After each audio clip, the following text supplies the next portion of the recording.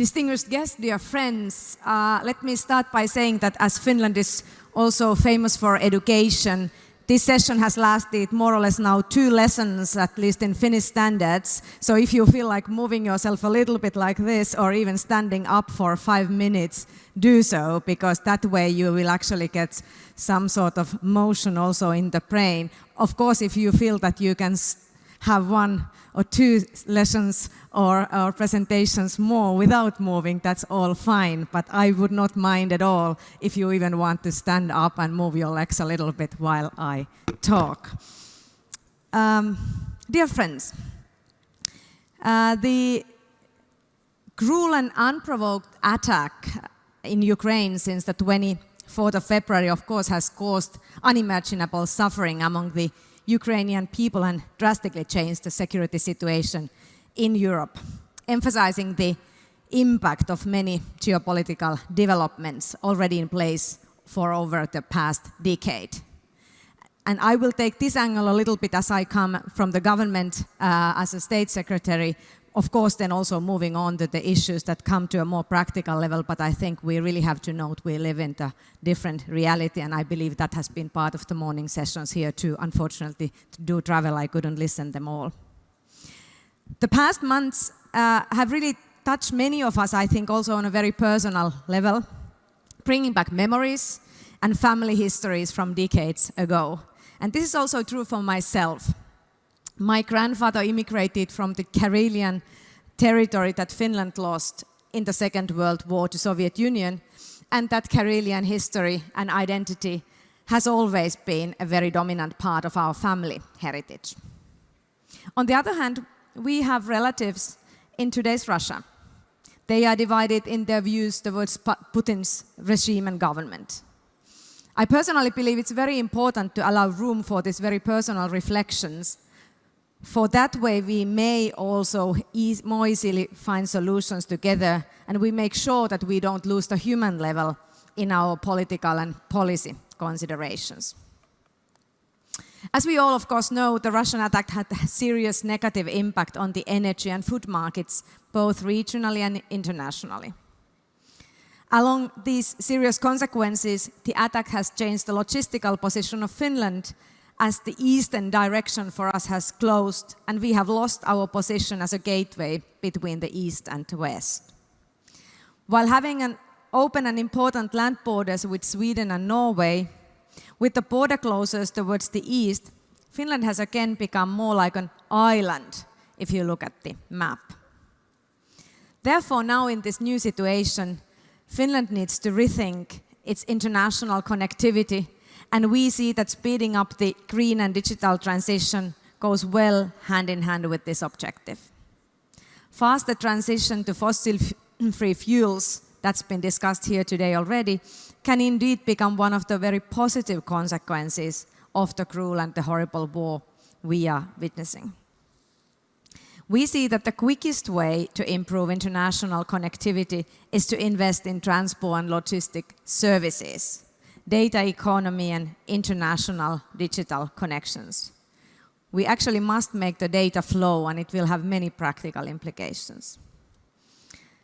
First, we of course need investments in international digital connections, and therefore we really warmly welcome the current project to build a new pan-Arctic submarine data cable between Asia, North America and Europe.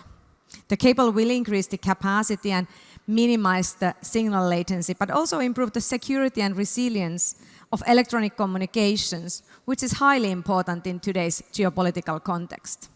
I actually came here from Berlin, Germany, and there just 2 weeks ago there were problems actually at the railroads caused by a problem with the data links, and the vulnerability was very, very clear from those days that the trains weren't running as they should have. Secondly, in industrial and innovation policy, we must focus on the development of operating models and services that are enabled by digitalization and data sharing. This way, we may reduce the impact of remote location, minimize the cost of logistics, and increase value creation. Currently, for instance, the and data is a very important tool for us in Finland to analyze the usage of electricity in our grids and helpful to minimize the usage in the hours that are for instance, most expensive for the industries. This objective is also supported by the estimations that the trade in services will continue to grow in global value chains. So hoping that we will at the same time move the focus of global trade to more sustainable direction, away from massive global freight of cheap material goods. And then digitalization, of course, builds resilience as it brings new tools and options for ensuring security of supply and thus help us remain functional during the crisis. Everyone remembers the ship that was standing there at the Suez for weeks during the pandemic. At the same time, dear friends, we of course need to invest more in cybersecurity as digitalization entails new vulnerabilities that we have to tackle. To illustrate that, now that we are preparing for possible power cuts, I'm sure here also in Helsinki, so we have analyzed how do we actually take into account the possible effects of those power cuts on data and cybersecurity, because these systems are dependent on electric supply. In other words, if you have a company or your private home has its cyber security arranged through another company, that company may not have a system that will provide data electricity while there will be electricity cuts. Furthermore, increasing interdependencies will also make the management of supply chains more important in terms of software and digital services. This applies also to minerals, critical to clean energy transition. It's crucial to identify and evaluate potential risks through the value chain. And finally, the toolbox for improving international connectivity needs to be kept wide. Although new investments in the transport network take a lot of time and money, we must assess them too. Dear audience, the green transition in transport requires rethinking at the level of the entire system. What we call multimodality is multimodality in both logistics and passenger transport that opens up the possibility of improving the efficiency of the transport systems. Getting the full potential of the multimodality, on the other hand, requires utilization of data. I can use my family as an example. We are 5 people, 2 adults, 3 children, and we started testing the multimodality in passenger transport more intensively about 2 years ago as we gave up the ownership of a personal vehicle, personal car. So we became more dependent on various digital car share services, city bikes, and public transport routing services. So far, no one in the family wants again to have a car, but clearly we also have seen room for development, in particular when designing the travel chains. The broader digital revolution and the transition to data-driven society has taken a big step in the EU's agenda and regulatory bodies as well, as we have already heard today. And for our future, it is crucial to succeed in creating a common European framework for the mobility data. We believe that we must really show leadership and direction for the development of the digital revolution and its effective implementation. Digitalization, if done well, may enable resilience and security to our societies. But we must do it based on our common vision, interoperability and commitment, and not forgetting crucial investments on the cyber security. In Finland, as in many countries, there was for a long time a talk whether we should have a minister for digitalization and a separate ministry of digitalization. Well, our decision finally was actually no separate ministry or minister, but instead we set up a ministerial working group to cover the issues and bring together several ministries. So we are now working on the development of digitalization, data economy and public administration together to coordinate the issues and common policies.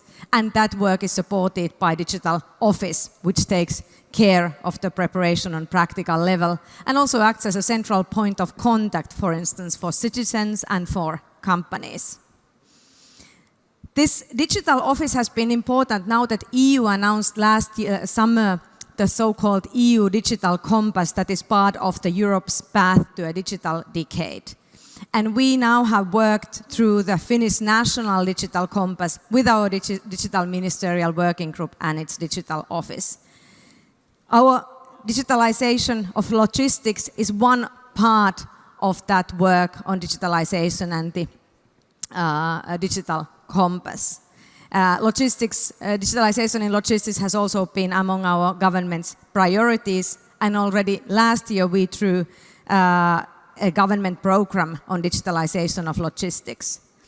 Our target is that logistics will be efficient, green and smart, and if you remind, we are almost like an island. This is really, really important for us, and the utilization of data is the key.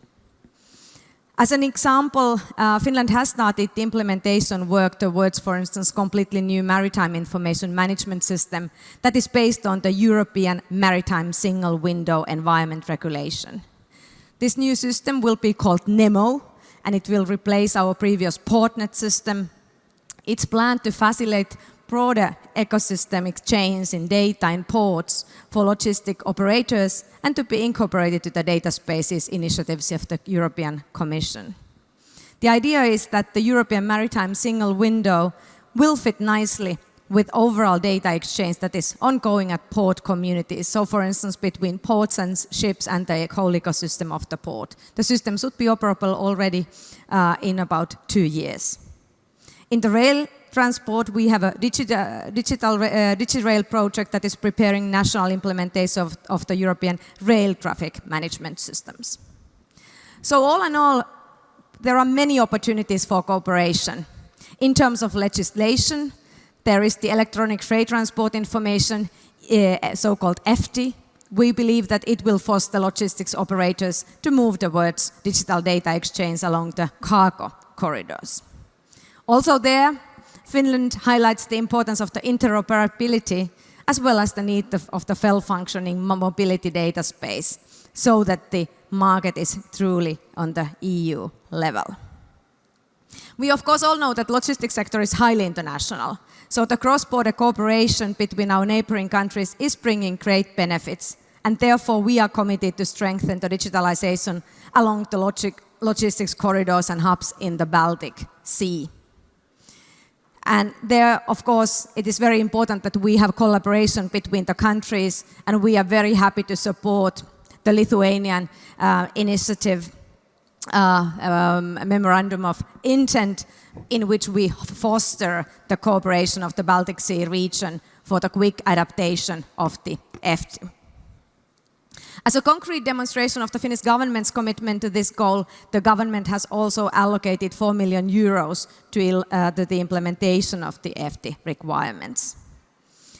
Next step is to find the ways to incentivize the companies to invest on the digital capabilities, because this needs to be reflected in the EU's research and development funding to happen. And altogether, we of course need enhanced cooperation, and we have tried to develop platforms and ecosystems already for that in Finland. There is, for instance, an open ecosystem operating model in which companies and public sector jointly create, by sharing data and producing services for each other, a value propositions for the customers that none of them could create alone. The mobility data ecosystem and its members are also performing cross-border activities in the field of digitalization of logistics. The cooperation is coordinated by CAS Nordic Association, which is a company-driven non-profit association consisting of public and private organizations, many of them represented here today as well. There are pilot projects, but to make sure that there will be time for other speakers too, I'm not going to list them here, but if you are interested, have a look at the CAS Nordic Association and you will find those examples, for instance, in the real-time economy and also some GEF funding projects. So dear audience, to conclude, I would like to draw your attention to the ability to imagine different futures. I sense here and in many conferences I talk, there is this question, so what about this digitalization and data, what it really means, what do I have to do for my trucks, I guess was the question just about an hour ago here on the stage. So my message is that it's very important to be able to imagine the futures, and in particular now, because there are so many uncertainties also in place. After leaving his home in early 1940s and settling to southern Finland for decades to come, my grandfather hardly could imagine a visit either to Vilnius or a train ride through the Baltics. But guess what? 50 years later, in 1990s, when I was a young adult, I did them both, visited Vilnius and took that train ride. So I always think about my grandfather and 1990s when I'm today thinking that can I actually dream of a different future, and we have to see, for instance, the Rail Baltica going soon. So as a historian by training, I would say that we may now live in the middle of the chain of historical events that will shape the decades to come. And that means that we live in the world that encompasses now more volatility, uncertainty, complexity, and ambiguity than perhaps ever before, or at least for a long time. And therefore, it's so critical that we focus on our foresight skills. We should identify the potential threats and opportunities related to different potential futures. And by imagining different potential futures, we should, and I think this is most important, with the understanding and analysis of the past, forge the future in the direction that we wish to go, in the direction that enables also the future generations to live a good life and a mobile life. I used to say for a long time that as a historian I'm interested in the past, but as a decision maker my focus must be the present and the future. Nowadays I think we will all serve the best if we try to analyze and understand the past to be able to imagine different futures in order to take best possible decisions in the present. And that applies to various roles in our societies, companies, and private lives. I wish you all a very inspiring encounters and discussions in this conference. Thank you very much.